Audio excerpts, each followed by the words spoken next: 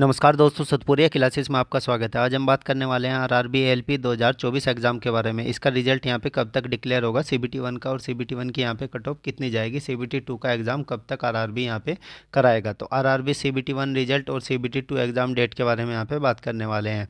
Danger zone देख लेंगे, कौन कौन से डेंजर जोन है। एएलपी में बहुत कम कॉम्पिटिशन है, इस बार कट ऑफ भी बहुत ही कम जाने वाली है। नॉर्मलाइजेशन मार्क्स यहाँ पे 5 से 9 नंबर तक का पिछली बार मिला था, और इस बार भी यहाँ पे 5 से 9 नंबर का मिलने वाला है। चलिए सबसे पहले यहाँ पे बात कर लेते हैं टोटल पोस्ट की।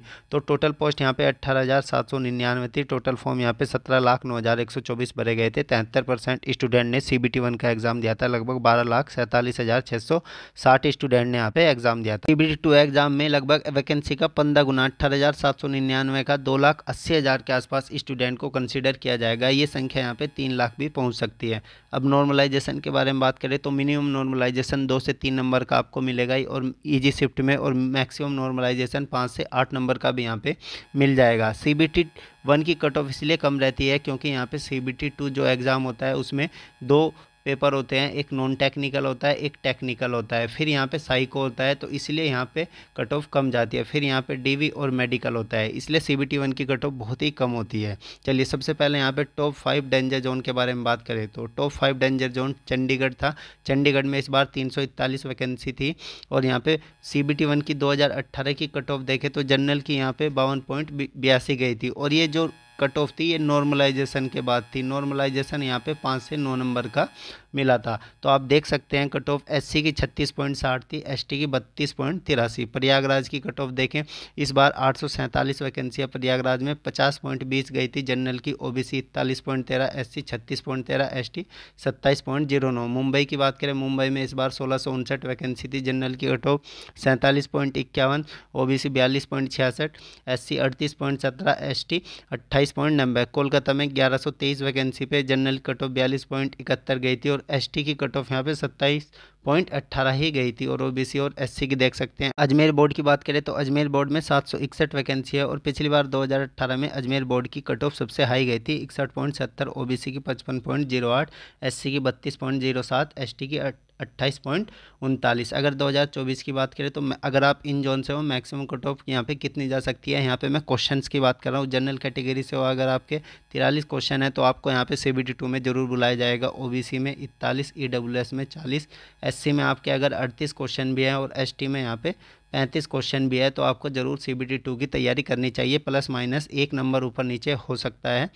अब यहाँ पे देख लेते हैं टॉप 8 सेफ जोन के बारे में। तो यहाँ पे सेफ जोन के बारे में सबसे पहले यहाँ पे बिलासपुर में 4435 वैकेंसी है। जनरल की कट ऑफ यहाँ पे 2018 की सीबीटी 1 की 40.33 गई थी, ओबीसी की 30.39, एससी की 30.12, एसटी की 25.13। सिकंदराबाद में 2528 वैकेंसी है। जनरल की कट ऑफ 46.88 गई थी, ओबीसी की 44.59, एससी की 36.88, एसटी की 32.11। भोपाल में 729 वैकेंसी पे जनरल की 53.69, ओबीसी 45.22, एससी 40.16, एसटी की 32.48। बेंगलुरु में 1576 वैकेंसी, और बेंगलुरु में एसटी की कट ऑफ 25.11 गई थी, और जनरल ओबीसी एससी की कट ऑफ भी काफ़ी कम गई थी। अहमदाबाद में 937 वैकेंसी है इस बार। जनरल की कट ऑफ आप देख सकते हैं, और एसटी की कट ऑफ 28.3 गई थी, और एससी की 32.7 गई थी। चेन्नई की बात करें, चेन्नई में 493 वैकेंसी है इस बार। चेन्नई की कट ऑफ पिछली बार थोड़ी सी हाई गई थी, जनरल की 50.15, ओबीसी की 45.39, और एससी और एसटी की काफ़ी कम गई थी। अब यहाँ पे बात कर लेते हैं गुवाहाटी की। तो गुवाहाटी में 341 वैकेंसी है इस बार, और 40.67 गई थी। जनरल की ईडब्ल्यूएस उस टाइम पे लागू नहीं था, ओबीसी एससी एसटी की काफ़ी कम गई थी। जम्मू में 130 वैकेंसी है इस बार। General cut off 40.88, OBC 32.82, SC 30.49, ST 25.51। अगर यहाँ पे 2024 की बात करें, 2024 में कट ऑफ कितनी रहने वाली है, यहाँ पे मैं क्वेश्चंस की बात कर रहा हूँ।